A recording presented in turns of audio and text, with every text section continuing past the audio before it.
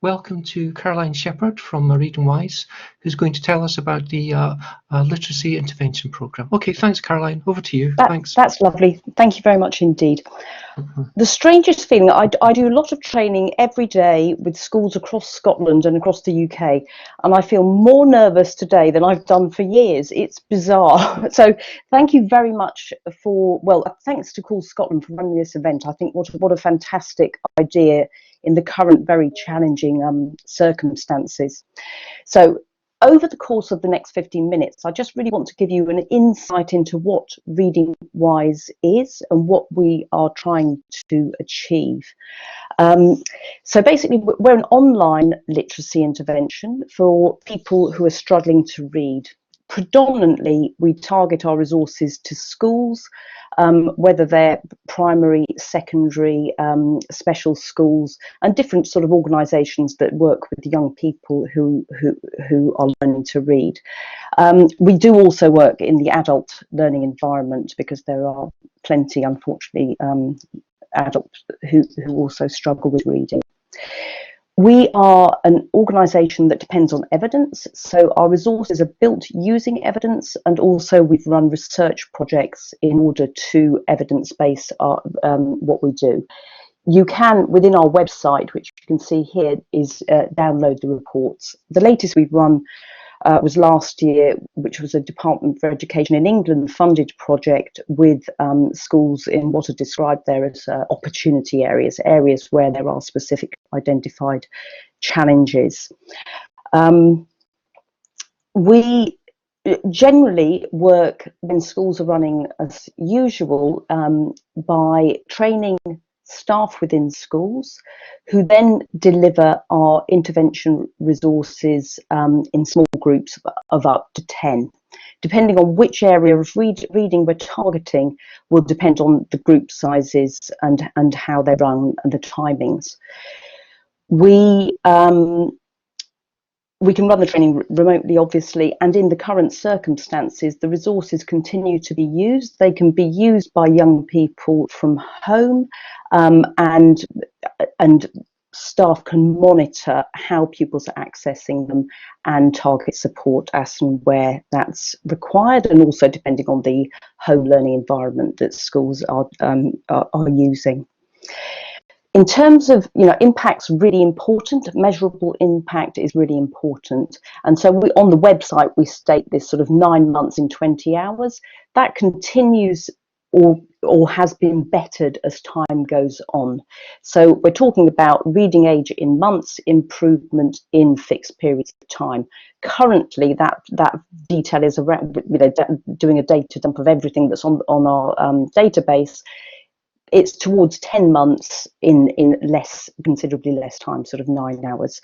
So there's good qualitative as well as quantitative evidence around the use of our resources. I'll just give you a little sort of diagram which indicates what resources actually are. So the way that we target the resources is we've got 3 really clear areas of resources currently. Our core resource is the decoding intervention. So when we first started developing resources, which was sort of about 10 years ago, decoding was the focus, and it was about how you get people to a position of being able to decode, improve fluency in order to be able to access reading more efficiently was really our focus. It is a skill, and a skill which not everyone develops as easy as others, and so that was our initial focus. So it's an online resource focusing on decoding, using a range of different approaches to try and fill the gaps or help people who've struggled previously. Because of the way it's built, really, when we weren't targeting young people acquiring reading at the beginning, we were looking at P4 and above. So that resource is used across primary schools, into secondary schools, and with adult learners. Generally, 20 minutes a day, online, independent work, targeted to the needs of the individual. The second area that we worked on developing was around reading comprehension. Obviously, reading comprehension is a more nuanced area than decoding. The two skills are obviously not separate, but the way that we tackle them is slightly different. Again, it's an online resource, but it's very closely accompanied by collaborative discussion. We're trying to develop present explicit reading comprehension activities and skills in order to help the young person embed those into their own reading. So that's generally run to sort of 2 sessions a week in school situations, but I spoke to a school yesterday who's running it remotely as well. And then the third area is really a focus on supporting with acquisition and targeting difficulties with phonics. So the ZIP program tends to be used with younger people, certainly P2, targeted individuals in P3, and really over this lockdown sort of closed school, this period where schools pupils can't be in schools, some schools have started using it with younger ones as well. It is an adaptive learning resource. Pupils work through at their own pace, and it targets the areas of difficulty that pupils have.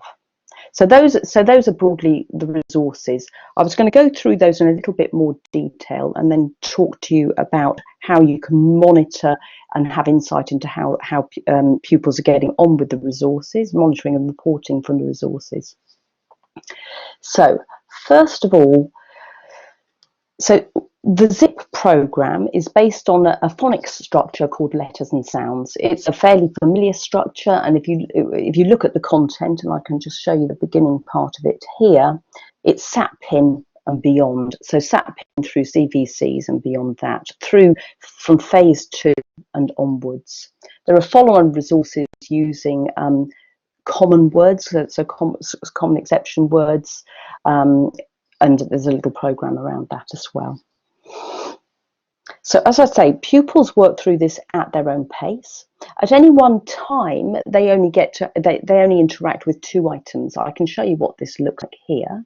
You won't be able to hear the sound of it, but for the pupil, the user interface is really, really simple. So for the pupils, they get 2 items. They listen to a sound. Nag. I can hear that. It says nag. They make a selection. Is it that or is it that? Well done. They get told instantly if they're correct. They then get another sound. Pot.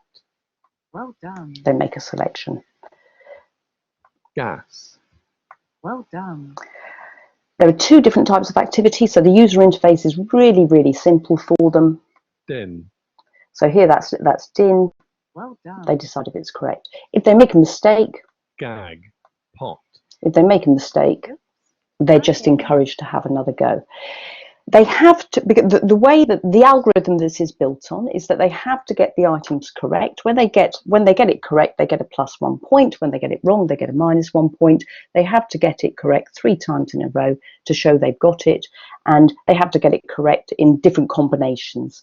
So they work through the content and very much at their own pace. The time they take to get through it gives you a good indication of their security in the phonics work. So user interface is simple. It's very quiet. There's not a lot of all singing, all dancing, cartoons and things like that. The idea is it's simple, straightforward, easy to navigate. There are little gifts that are built into it, and that's throughout all of our programs. So that's the user interface. So pupils work through that. They take really, I'd say pupils in P2 would work through anything between 8 and 12 hours, depending on how secure they are with their phonics. I have seen people coming through recently much closer to sort of 18, 20 hours, and that would indicate less security. I'll show you how the reporting works on that shortly. So that's the ZIP program. The decoding program is built using, we don't follow a systematic synthetic phonics approach to the decoding. This is for pupils who've gone through that approach and for whatever reasons have found it a real struggle and are still working on their decoding. So with the decoding program, we focus on building words, either from blends and through to up to 4-syllable words. We focus on memory strategies for those who are who might struggle to remember common words, and often children who are struggling with their reading don't necessarily have those sort of go-to memory strategies. So we focus on memory strategies for tricky words. And the third area we focus on is sentence work, good practice and strategies around sentence reading fluency, repetition, but also a bridge to comprehension, because we don't learn to decode for the sake of decoding, we learn to decode for the purpose of reading, enjoying reading, accessing reading as we need to. So that's how the decoding program works. Pupils work through a defined lesson plan. That lesson plan is based on their initial decoding reading age. The program allocates lessons based on that, and they work through a lesson plan which is anything, depending on their reading age at the beginning, from 6 to about 20 hours. And they generally do that about 20 minutes daily, or as close to that as possible. So that's the decoding focus. The third area of ReadingWise is focusing on comprehension, reading comprehension as a specific series of strategies towards unpicking text. The way that we do that, again, there's an online individual work that pupils can do. They have 12 activities that they apply to text. These are introduced to them through a story, and the story has been designed and written for the program. We are building other things towards that. The activities the pupils actually carry out are of this sort of character. So, for example, we try to get them in one area of it to sort of think about how they might respond to a situation in the text, like the character is responding to. How might they feel in that situation? So we're trying in one area to connect the pupil with the thing that they're reading, an important part of reading comprehension. When we're looking at things around questioning, what we do is we ask questions and then ask for answers. We present a question and then ask for, in a literal question, sorry, not literal, in an inferential questions, for example, we ask them to identify evidence. So we're building strategies as opposed to a sort of questioning regime. When we look at vocabulary, we think about words in association with other words. So these are clever things that we can do nicely with technology, built on good teaching practice, and trying to help learners develop these skills within their own right. The fourth area was around summarization and ordering, or sequencing text. So there are 12 activities pupils are taught to apply to the text. They model explicitly key comprehension strategies. But what we build into all of this is, particularly in the comprehension, is and train staff in how to support pupils in accessing these activities online, but also developing and talking with them to create a joyful environment for learning. So we have quite comprehensive lesson plan notes, as well as the training to support the sessions. So these are in great detail in how to run session by session. So plenty of resources to support teachers, as well as the online activities to support the pupils. When the young person logs in, when the teacher logs in, this is the toolkit. This is activities that you can look around and navigate. But what I wanted to draw your attention to, I think I've got 2 minutes left, is the dashboard. Obviously, pupils working independently online, you need to have the ability to scrutinise and keep an overview of what pupils are doing. And so we have a dashboard which gives you this information. Pupils working through, for example, the ZIP program, you can extract formative information by seeing where pupils are secure in the areas that they're working on. So in ZIP, they're working on 30 items at any one time. They're in blue. The ones that they've got right 3 times in a row go green. So you've got good information as to how the pupils are progressing through the content. For the comprehension program, for the decoding program, one of the important areas to understand, to get a sense of how automatic pupils are in their decoding. You can look at their accuracy and their activity. The two bits of information together give you an insight. You can dig far deeper into this by looking at their, where you've flagged a cause for concern. You can look deeper and try and understand in a bit more detail. So there's lots of information, there's lots of resources to support the different difficulties pupils might have with their reading. We run free trials. We've got free resources available, particularly over this lockdown period.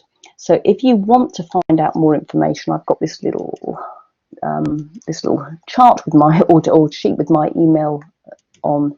So if you do want more information, if you'd like to access, either find out more, I'm very happy to talk one-to-one or in small groups with you, obviously. If you want an account for free resources, I can send you a link to access that. Or if you wanted a trial of our resources, a free trial of our resources, then just please do get in touch.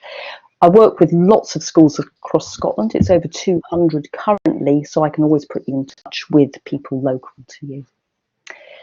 So I think that's the end of my presentation. I think I'm about the right timing. So. Perfect timing, Caroline. Thank you very much.